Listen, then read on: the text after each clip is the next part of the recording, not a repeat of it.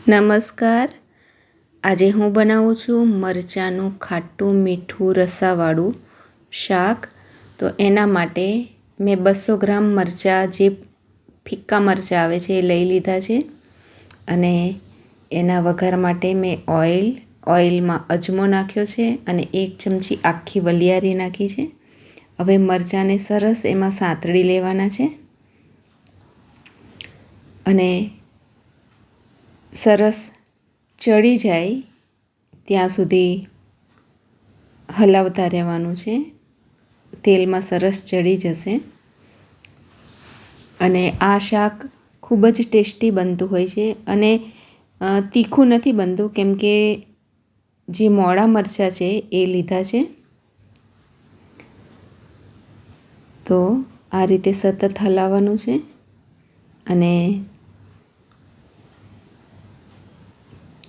થોડા સતરાઈ જાય એટલે એમાં પાણી એડ કરવાનું છે. આપણને જે પ્રમાણે જોઈતું હોય રસો એ પ્રમાણે પાણી એડ કરવાનું છે. હવે આ ચાટ મસાલો નાખ્યો છે ખટાશ માટે, અને જોઈતા પ્રમાણમાં ગોળ ઓગળશે તો એનો પણ રસો થશે અને ઠંડુ થયા પછી સરસ ઘાટો રસો થઈ જશે. તો ગોળને સરસ ઓગળી જવા દેવાનો છે અને સ્વાદ અનુસાર મીઠું,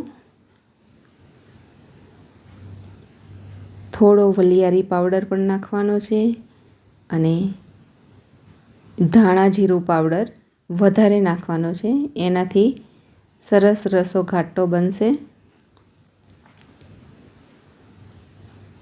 અને સરસ મરચાંને ચડી જવા દેવાના છે. આ છે ધાણા જીરું પાવડર.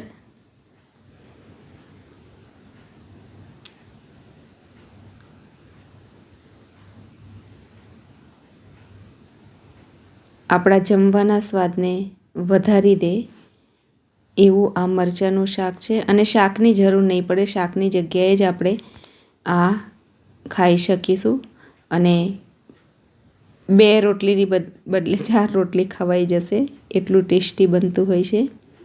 ખાટું મીઠું ગોળવાળું રસાવાળું મરચાંનું ટેસ્ટી શાક. મિત્રો, મારી ચેનલ પર નવા હોય તો મારી ચેનલને સબસ્ક્રાઈબ કરો, મારા વિડીયોને શેર કરો, કોમેન્ટ કરો, લાઈક કરો અને સબસ્ક્રાઈબ કરવું ફ્રી છે, તો તમે સબસ્ક્રાઈબ કરજો. અને તમે પણ મારી રીતે મરચાંનું શાક બનાવો અને એન્જોય કરો. Thank you.